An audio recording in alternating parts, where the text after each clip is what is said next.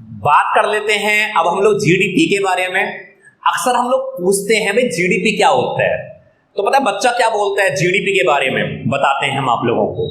जैसे हम जीडीपी के बारे में पूछते हैं वो इसकी फुल फॉर्म बताना स्टार्ट कर देता है, ग्रॉस डोमेस्टिक प्रोडक्ट।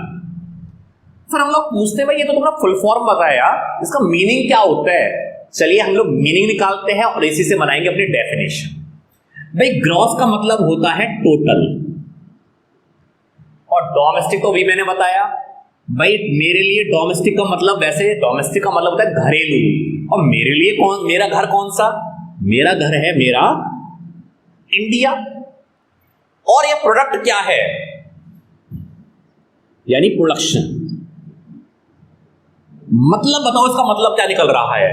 ऐसा प्रोडक्शन जो कहां हो रहा है, इंडिया में, इसी को बोलते हैं जीडीपी। चलिए इसकी डेफिनेशन बना लेते हैं हम लोग। भाई जीडीपी, अच्छा एक बात और, मैंने कोई चीज बनाई, सपोज की क्वांटिटी मैंने 100 यूनिट्स प्रोड्यूस किया, इससे काम चलेगा। मार्कर है ये, भाई ये सही है मार्कर है।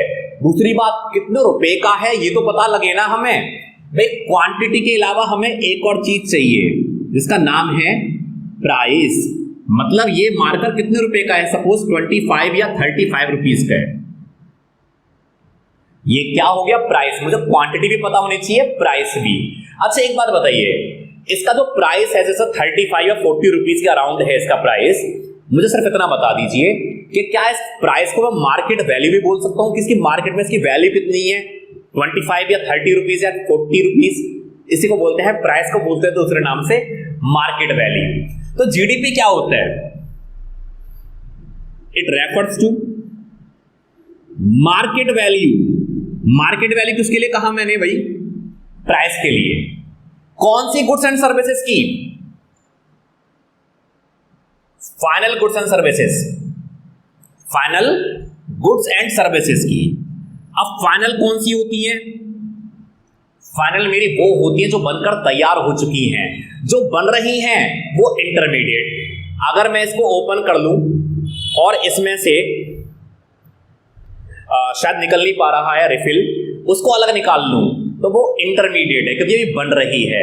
लेकिन अब ये बन चुकी है, तो हमें कौन सी गुड्स लेनी है भाई, जो बन चुकी हैं वही तो लेनी है, जो बन रही हैं नहीं लेनी ही।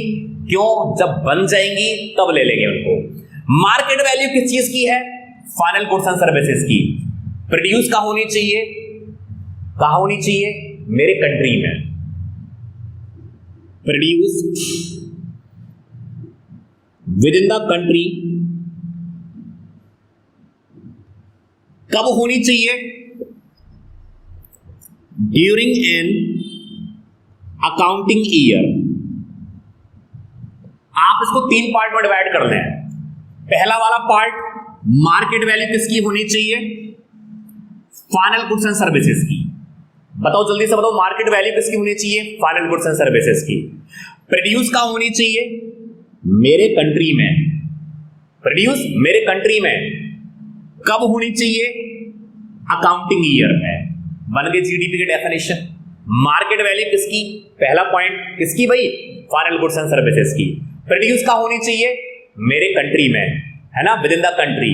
कब होनी चाहिए, अकाउंटिंग ईयर, यानी 1 अप्रैल टू 31 मार्च, इसी को बोलते हैं जीडीपी। इसी से रिलेटेड कुछ हम टॉपिक को स्टार्ट करते हैं। अगर आप लोगों को जीडीपी की डेफिनेशन समझ आ गई तो अब तो भाई बहुत ना के बराबर इसमें बचा हुआ है।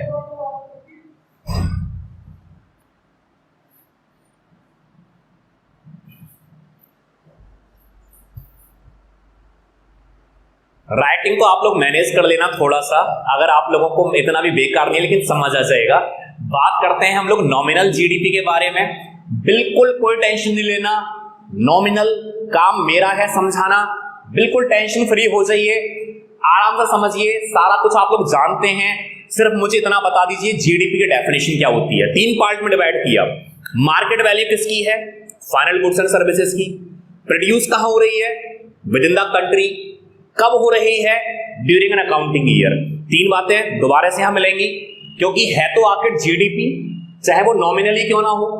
भाई अगर हम मिठाई लेने जा रहे हैं और बंगाली मिठाई लेने जा रहे हैं, है तो मिठाई, चाहे वो कोई भी क्यों ना हो, रसगुल्ले हो या कुछ और चीज हो, है तो मेरी जीडीपी ना भाई।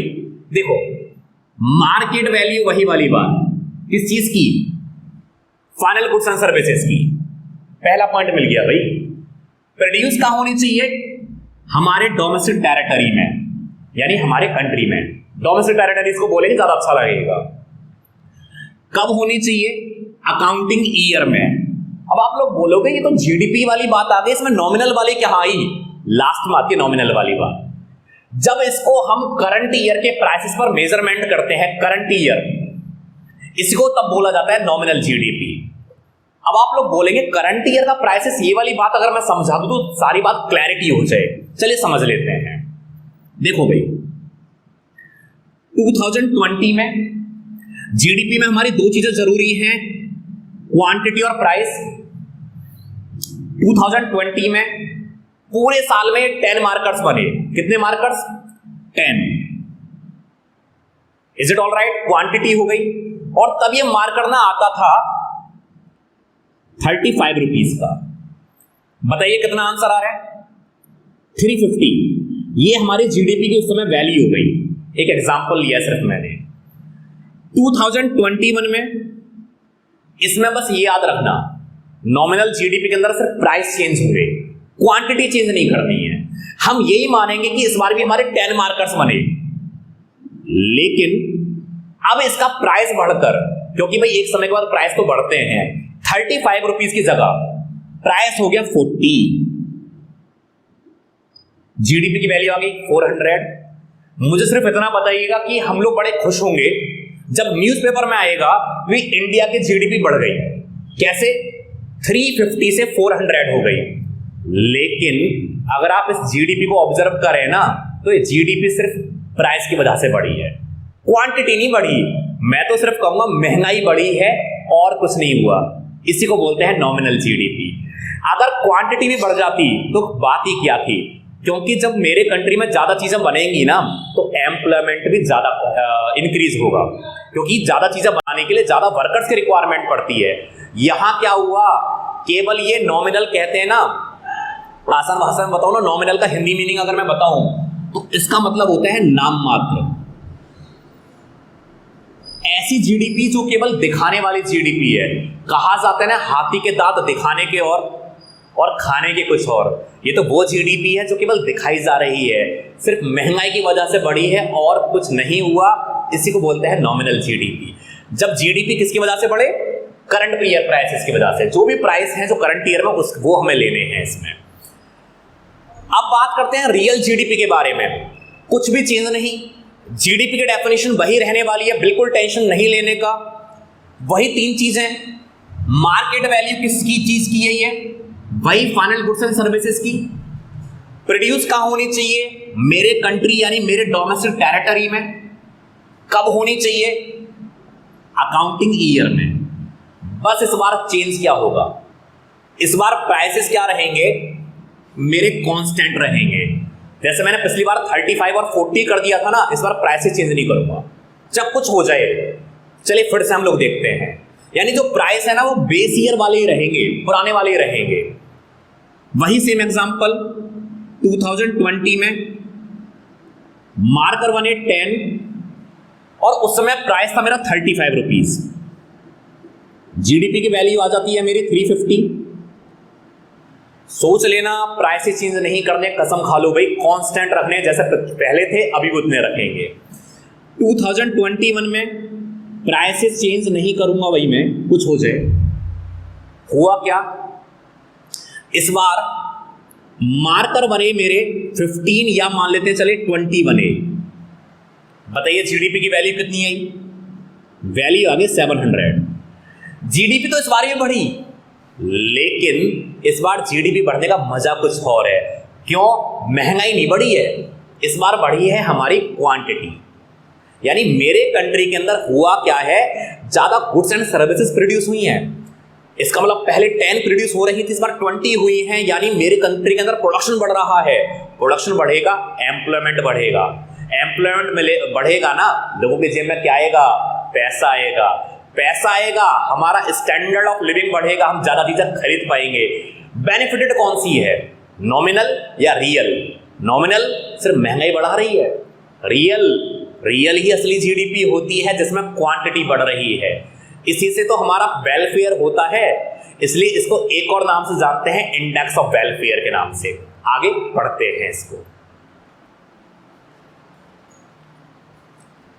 बेसिक कॉन्सेप्ट्स याद रखना, नॉमिनल जीडीपी में प्राइसेस चेंज करने हैं, करंट ईयर के प्राइसेस लेने हैं, रियल में प्राइसेस चेंज नहीं करने, बस इतना सा डिफरेंस है। एग्जाम्पल कुछ हम लोग ले रहे हैं, कुछ और आगे हम लोग पढ़ रहे हैं।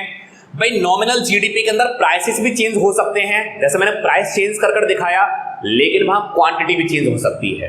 दोनों चीजें पॉसिबल हैं। 2020 2021 क्वांटिटी प्राइस वही जीडीपी, 10 मार्कर 35 350, चलिए मान लेते हैं 20 मार्कर्स 40 800। अल्टीमेटली मैं मान रहा हूं क्वांटिटी इस बार इंक्रीज हुआ, लेकिन ये भी तो मानना पड़ेगा महंगाई इंक्रीज हुई है, प्राइस इंक्रीज हो गए हैं, इससे अल्टीमेटली मेरा इन्फ्लेशन का पता लग जाता है।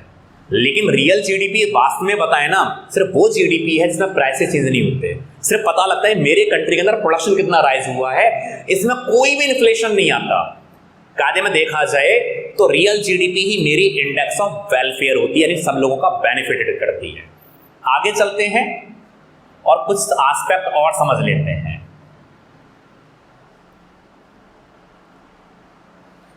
बात करते हैं कि भी नॉमिनल जीडीपी को रियल जीडीपी में कैसे कन्वर्ट किया जाए।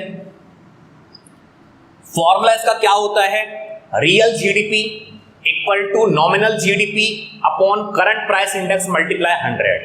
आप इसको पिक्चर यानी वीडियो को पॉज कर इसको स्क्रीनशॉट ले लीजिएगा या नोट कर लीजिएगा। मैं रियल जीडीपी का दूसरा नाम बता दूं।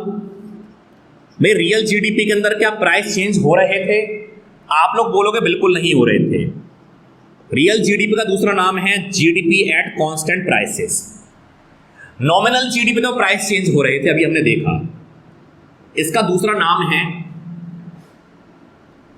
GDP at current prices. ये भी आप लोग एक बार नोट कर लीजिएगा, जरूर देख लेना इसको। चलिए आगे चलते हैं हम लोग। इसके न्यूमेरिकल्स भी हम लोग करेंगे, कुछ छोटे मोटे एस्पेक्ट और रह गए उनको और कवर करते हैं हम लोग। बात कर लेते हैं इस समय जीडीपी डिफ्लेटर के बारे में। भाई जीडीपी डिफ्लेटर हमें यह बताता है कि over a period of time कितना इन्फ्लेशन राइज हुआ है, कितनी महंगाई राइज हुई है, इसी को बोलते हैं जीडीपी डिफ्लेटर। फॉर्मूला इसका होता है nominal GDP upon real GDP multiply 100।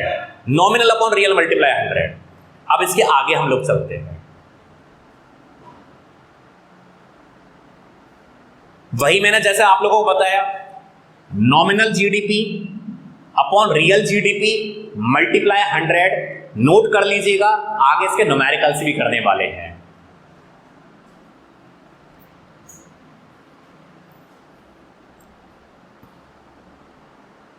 बात कर लेते हैं अगले टॉपिक के बारे में। भाई रियल जीडीपी की हमने इतनी सारी तारीफें कर दी, कैसे? क्वांटिटी बढ़ रही है, एम्प्लॉयमेंट बढ़ रहा है, इनकम भी हमारी बढ़ रही है और लोगों का स्टैंडर्ड ऑफ लिविंग भी बढ़ रहा है। चलिए इसको देख ही ले एक बारी। रियल जीडीपी रियलिटी में अगर कहा जाए ना, इंडेक्स ऑफ वेलफेयर है। क्यों इंडेक्स ऑफ वेलफेयर है? भाई इसकी वजह से ना होता क्या है, हमारे कंट्री में लोगों को गुड्स एंड सर्विसेज ज्यादा मिल जाती हैं, क्योंकि इस पर सिर्फ फोकस किया जा रहा है क्वांटिटी पर। तो रियल जीडीपी की वजह से कुछ बेनिफिट्स होते हैं। चलिए इसको एक काम करते हैं, हम लोग नेक्स्ट वाले स्लाइड में देख लेते हैं क्या बेनिफिट्स होते हैं। रियल जीडीपी की वजह से होता क्या है, एम्प्लॉयमेंट का लेवल बढ़ता है। क्यों? कंट्री के अंदर जब ज्यादा चीजें बनाई जाएंगी ना, तो वर्कर्स भी ज्यादा चाहिए, और वर्कर्स ज्यादा होंगे तो उनको इनकम भी तो ज्यादा जनरेट होगी, इनकम बढ़ जाती है लोगों की। अल्टीमेटली मार्केट में ना डिमांड बढ़ जाती है। जब पैसा आएगा तभी तो हम लोग खरीदेंगे। भाई पहले क्या होता था ना, कंपनी ये सोचती थी कि हम लोग मशीन से प्रोडक्शन करेंगे। आप मशीन से कर लीजिए, आप अपने यहाँ वर्कर्स नहीं रखेंगे तो उनको इनकम कहां से जनरेट होगी, और इनकम जनरेट नहीं होगी तो वो खरीदेगा कहां से। ये बात फैक्ट है। हम लोग अर्न तो एक एक्टिविटी से करते हैं जहां हम लोग काम कर रहे हैं, लेकिन खर्च हम 50 चीजों पर करते हैं। हमारी वजह से ना बहुत सारी कंपनी चल रही होती हैं। अल्टीमेटली जब इनकम बढ़ेगी तो एग्रीगेट डिमांड भी बढ़ेगी, एग्रीगेट डिमांड बढ़ेगी तो बिजनेसमैन ना मोटिवेट होता है। वो क्या कहता है, भाई मार्केट में मेरे पास बहुत सारे कस्टमर आ रहे हैं, वो मोटिवेट होगा ज्यादा इन्वेस्ट करने के लिए, और इन्वेस्टमेंट अगर ज्यादा होगा तो दोबारा से एम्प्लॉयमेंट जनरेट इंक्रीज होगा, फिर इनकम जनरेट इंक्रीज होगी, यानी इनकम राइज होगी। यही मेरे जीडीपी का कुछ बेनिफिट होते हैं। इसी को बोलते हैं इंडेक्स ऑफ वेलफेयर। किसकी वजह से हो रहा है ये हो रहा है मेरा रियल जीडीपी की वजह से। आगे चलते हैं, कुछ और हम लोग समझते हैं। चलिए अब हम लोग बात कर लेते हैं रियल जीडीपी की लिमिटेशंस की।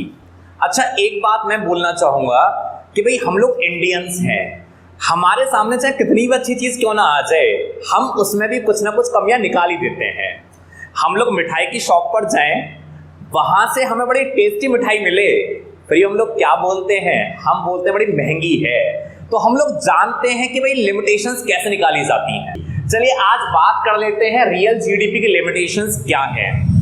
रियल जीडीपी की कुछ लिमिटेशंस है, जैसे distribution of income, composition of GDP, non monetary exchanges, externalities. एक एक कर हम इसको देख लेते हैं। सबसे पहले बात करते हैं डिस्ट्रीब्यूशन ऑफ इनकम। क्या होता है ये भाई? अगर देखा जाए ना तो जीडीपी का बेनिफिट सभी को इक्वल नहीं मिल रहा है। हमारा रिच सेक्शन और ज्यादा रिचर होता चला जा रहा है। हम लोगों ने अक्सर देखा होगा, न्यूज़पेपर में आता है कि पर्टिकुलर इंडस्ट्रियलिस्ट की जो इनकम है इतने करोड़ से बढ़ गई, लेकिन पुअर सेक्शन आज का जैसा है वैसा का वैसा ही है। चलिए बात कर लेते हैं। In India the distribution of income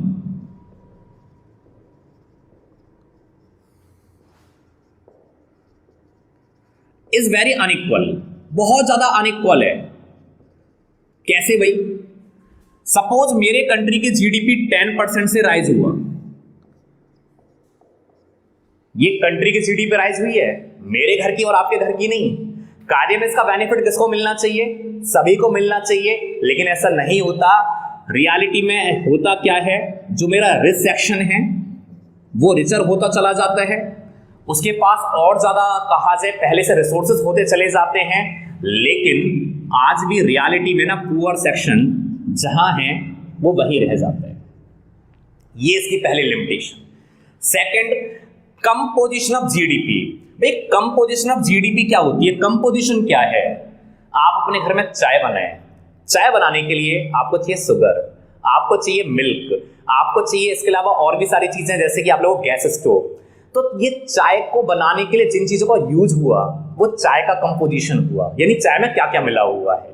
ऐसी हम बात कर रहे हैं जीडीपी के बारे में। भाई जीडीपी में हम लोगों ने ये तो बात कर लिया कि जीडीपी का हमारा जो मेन दो चीजें हैं वो ये हैं, क्वांटिटी और प्राइस। दोनों की मल्टीप्लाई करें आप लोगों के जीडीपी की वैल्यू आ जाती है। लेकिन आप लोग मुझे बताएं कि हम लोगों ने कभी डिस्कस किया कि हम क्या चीजें बना रहे हैं। सपोज मेरा कंट्री बना रहा है लग्जरी कार्स, मेरा कंट्री बना रहा है डिफेंस गुड्स, तो क्या इसका बेनिफिट नॉर्मल पीपल को, कॉमन पीपल को मिलेगा? अरे भाई नहीं मिलेगा। इसका बेनिफिट मिलेगा रिचर सेक्शन को, और इसका तो पब्लिक से कोई मतलब ही नहीं है। हाँ मैं मानता हूं कंट्री के डिफेंस में काम आएगा, लेकिन इसका कोई भी बेनिफिट पब्लिक को नहीं मिलेगा। तो हम लोगों को यह भी समझना होगा कि हम जीडीपी के अंदर बना क्या रहे हैं, क्या चीजें हम लोग प्रोड्यूस कर रहे हैं, क्या इसका बेनिफिट आम पब्लिक को मिलेगा, क्या नहीं मिले। कई बहुत सारी चीजें ऐसी होती हैं जिसका बेनिफिट पब्लिक को नहीं मिलता है। ये मेरी सेकंड लिमिटेशन है। Third, non monetary exchanges. आज भी हमारे इंडिया में चलता है बार्टर सिस्टम।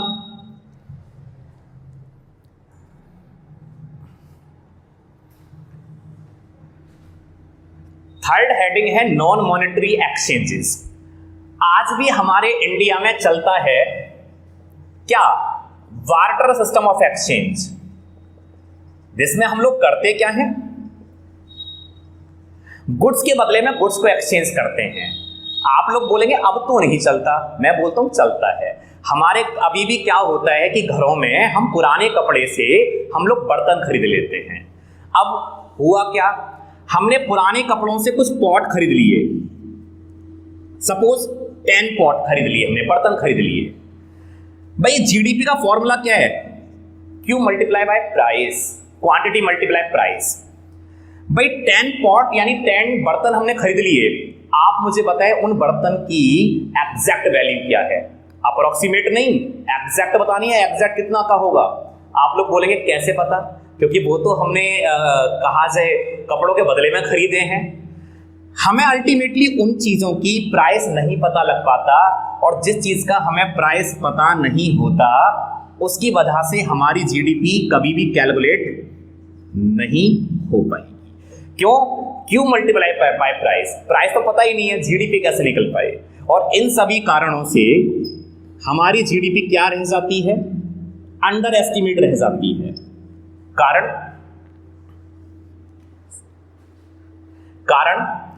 कारण ये, क्योंकि ये सारी चीजें कभी भी हमारी जीडीपी में काउंट नहीं होती, जिसका हमें प्राइस पता नहीं होता। तो तीनों चीजें हम लोगों ने पढ़ा। भाई डिस्ट्रीब्यूशन यानी कि इनकम या जीडीपी के राइज होने का बेनिफिट सभी को नहीं मिल रहा, इसका बेनिफिट मिल रहा है स्पेशली रिचर सेक्शन को, पुअर को नहीं मिल रहा। जीडीपी में हम क्या चीज बना रहे हैं ये भी चीजें जरूरी हैं। Non monetary exchanges, non monetary यानी जिसके बारे में हमें जिसका प्राइस पता नहीं होता, वो जीडीपी में कभी काउंट हो ही नहीं पाता, क्योंकि हम मल्टीप्लाई किस चीज से करें। लास्ट है एक्सटर्नैलिटीज। एक्सटर्नैलिटीज क्या है भाई, एक बात और बता दें, कॉमर्स वालों में और साइंस वालों में थोड़ा सा डिफरेंस होता है। कॉमर्स वालों की अगर मैं बात करूं तो कॉमर्स वाले क्या सोचते हैं कि भाई डेवलपमेंट क्या है, इंडस्ट्री का ओपन होना, ट्रांसपोर्ट फैसिलिटीज का बढ़ना, हम मानते हैं इन चीजों को डेवलपमेंट। साइंस वालों से पूछो डेवलपमेंट क्या है, बोले भाई साइंस वालों के पॉइंट ऑफ व्यू से डेवलपमेंट ये कहलाता है कि भाई हमारे यहाँ आसपास का जो एनवायरनमेंट है वो पॉल्यूशन फ्री होना चाहिए। दोनों की साइकोलॉजी में डिफरेंस है। इंडस्ट्रीज अगर ओपन होंगी तो उनसे तो स्मोक निकलेगा, एनवायरनमेंट कैसे हम लोगों का कहा जाए पॉल्यूशन फ्री हो जाएगा। तो एक्सटर्नैलिटीज का मतलब होता है कि जो मैं काम कर रहा हूं इसका बाहर के लोगों पर, एक्सटर्नल लोगों पर क्या फर्क पड़ रहा है। अब एक्सटर्नल लोगों पर दो ही टाइप के फर्क हो सकते हैं, गुड और bad impact on an economy. या तो इसका गुड इंपैक्ट होगा जो मैं कर रहा हूं, या होगा इसका बैड इंपैक्ट। चलिए हम एक एक बात को हम लोग पिक्चर्स के थ्रू समझ लेते हैं, जिससे कि हमें बेटर क्लैरिटी हो जाए। चलिए आगे चलते हैं, देखते हैं कुछ पिक्चर्स। आप इस पिक्चर को देखिए, रियलिटी में अगर देखा जाए ना, आज भी हमारा पुअर सेक्शन जहां है वो वही है, यही हमारे डिस्ट्रीब्यूशन ऑफ इनकम का इंपैक्ट होता है। इसका बेनिफिट मिलता है रिचर सेक्शन को, जब जीडीपी राइज होती है मिलता है इसका बेनिफिट इंडस्ट्रियलिस्ट को, पुअर सेक्शन तक इसका बेनिफिट नहीं पहुंच पाता। एक और पिक्चर देखते हैं फिर समझते हैं। ये होती है हमारी डिफेंस गुड्स, जो हमारे कंट्री को एक्सटर्नल कहा जाए अटैक से प्रोटेक्ट करने का काम करती हैं। लेकिन एक बात बताएं, इसका किसी चीज का भी बेनिफिट कॉमन पीपल को तो नहीं मिलेगा। हाँ मैं मानता हूं कंट्री के प्रोटेक्शन के लिए जरूरी है, लेकिन कॉमन पीपल को तो इसका बेनिफिट नहीं मिलने वाला। इसी को बोलते हैं कंपोजिशन ऑफ जीडीपी, यानी वो डिफेंस गुड्स या वो सारी चीजें जिसका बेनिफिट लोगों तक ना पहुंच पाए। एक और पिक्चर देखते हैं। ये होता है वार्टर सिस्टम ऑफ एक्सचेंज, गुड्स के बदले में गुड्स एक्सचेंज करना। अब ये जो गुड्स एक्सचेंज किया जा रहा है, आप मुझे इसका प्राइस बताएं। आप बोलेंगे कैसे बता दें, ये तो गुड्स के बदले में गुड्स एक्सचेंज हो रहा है।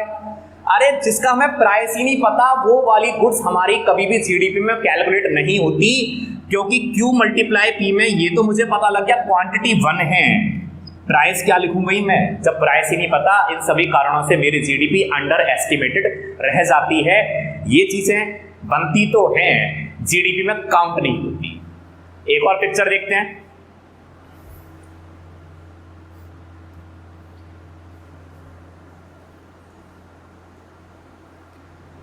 ये देखिए, अगर आप इमेजिन करिए कि आपके पड़ोस में कोई ग्राउंड खाली है और वहां कोई क्या कर रहा है, फ्लैट्स का प्रोडक्शन कर रहा है।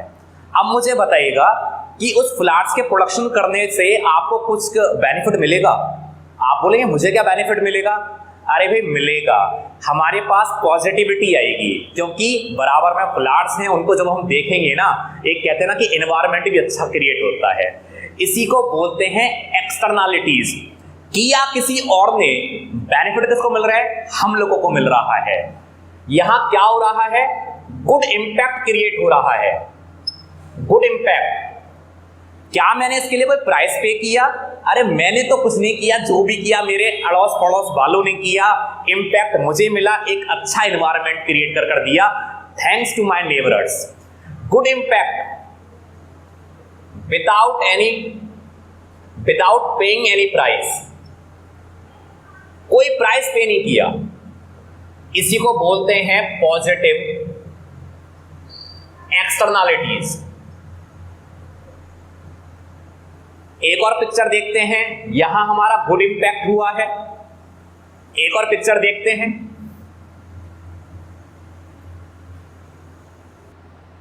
आप इस पिक्चर को देखिए, क्या हो रहा है? स्मोकिंग एक्टिविटी हो रही है।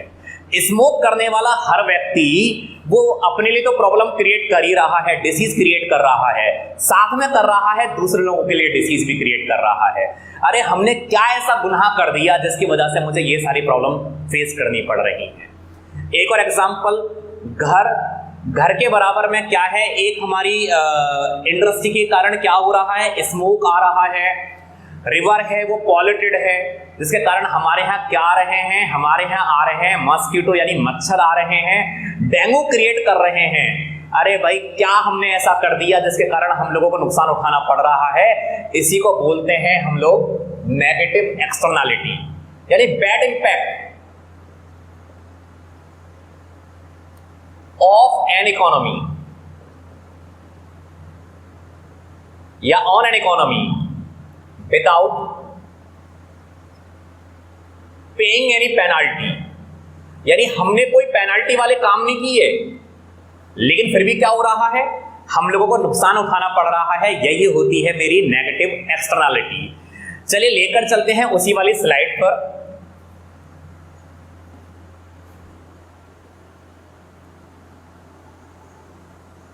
ऑलरेडी डिस्कस कर चुके हैं सारी पिक्चर्स।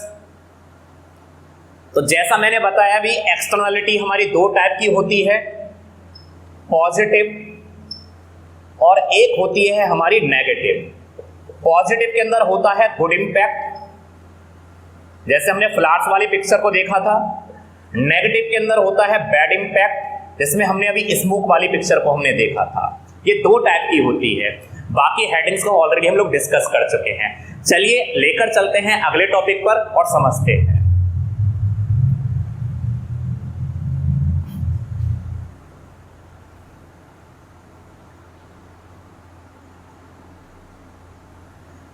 बात कर लेते हैं ग्रीन जीएनपी के बारे में। अरे भाई प्रोडक्शन करिए, बहुत ज्यादा करिए, लेकिन एनवायरनमेंट को हार्म करे बिना करिए, इसी को बोलते हैं ग्रीन जीएनपी। इसमें क्या होता है? यहां हमारी जीडीपी कैलकुलेट की जा रही है, जीडीपी को एस्टिमेट किया जा रहा है, लेकिन इन्वायरमेंट को बिना पॉल्यूट किए हुए, साथ में रिसोर्सेस का बिना ओवर यूटिलाइज किए हुए, यानी विदाउट उनका एक्सप्लॉयटेशन किए हुए अगर हम जब प्रोडक्शन करते हैं, इसी को बोलते हैं ग्रीन जीएनपी। चलिए लेकर चलते हैं अगले टॉपिक पर।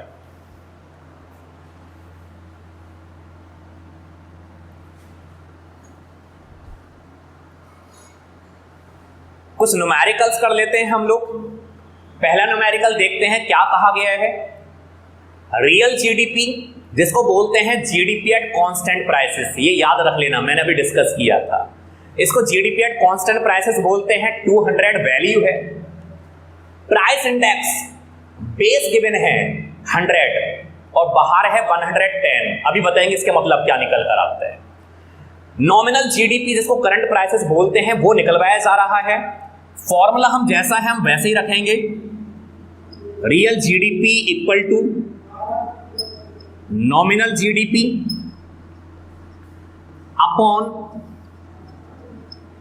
Current price index multiply 100। Value put करना स्टार्ट करते हैं। रियल जीडीपी की वैल्यू 200, नॉमिनल जीडीपी हम लोगों ने निकालना है।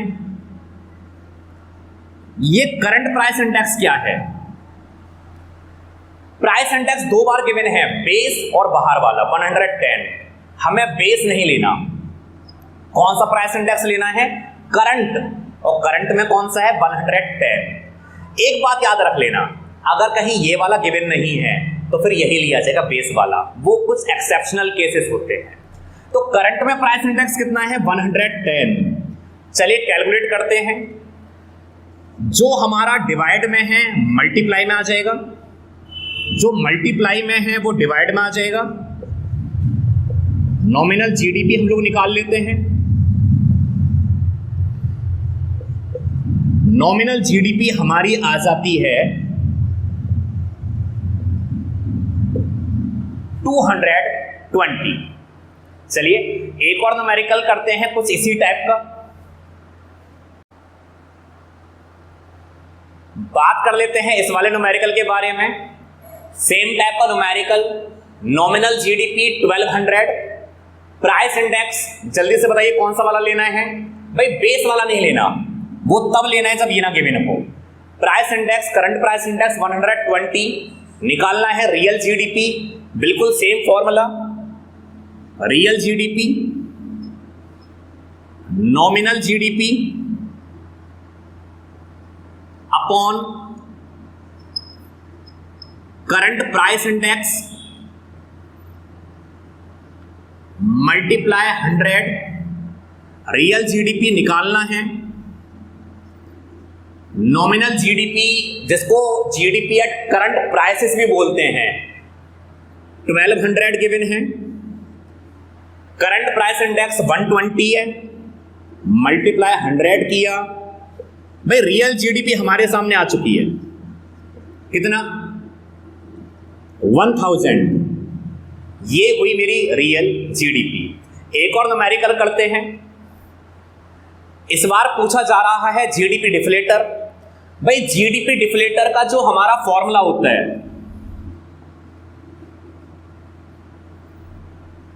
वो होता है nominal GDP upon real GDP multiply 100। GDP deflator निकालना है।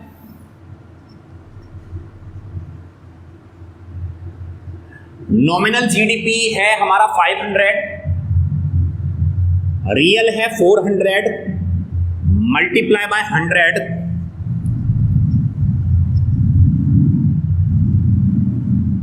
और ये हमारा आ गया 125। पता है इसका मतलब क्या हुआ? It means general price level.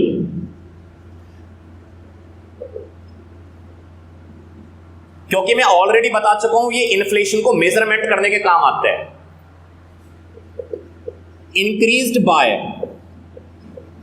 25%। आप लोग बोलेंगे आंसर तो 125 आया है। भाई 100 तो हमारा बेस हो गया, इसके ऊपर कितना है? 25। यानी इसका मतलब हमारा जो इन्फ्लेशन है over a period of time कितना इंक्रीज हुआ? वो 25% इंक्रीज हुआ। इसी को बोलते हैं GDP deflator. It helps to calculate rise in price और इन्फ्लेशन। चलिए ये हम लोगों ने कवर कर लिया न्यूमेरिकल्स को, जीडीपी डिफ्लेटर का भी, रियल जीडीपी भी निकाला, नॉमिनल जीडीपी भी निकाला, प्राइस इंडेक्स भी कुछ ऐसा ही निकलेगा फॉर्मूला पुट करने से। और लास्ट, अगर आप लोगों को मेरी वीडियो अच्छी लगी हो तो मेरे चैनल को लाइक करिएगा, सब्सक्राइब करिएगा, कमेंट करिएगा और अपडेट रहते रहिएगा, क्योंकि मेरी अगली वीडियो आने वाली है इस पर कि डोमेस्टिक इनकम के अंदर क्या इंक्लूडेड होगा, नेशनल इनकम के अंदर एमबेसी और इससे रिलेटेड प्रॉब्लम को कैसे सॉल्व करते हैं, वो आने वाली है जल्दी। इसलिए अपडेट रहिएगा, मेरे साथ बने रहिएगा और thanks for watching my YouTube video. Once again thank you.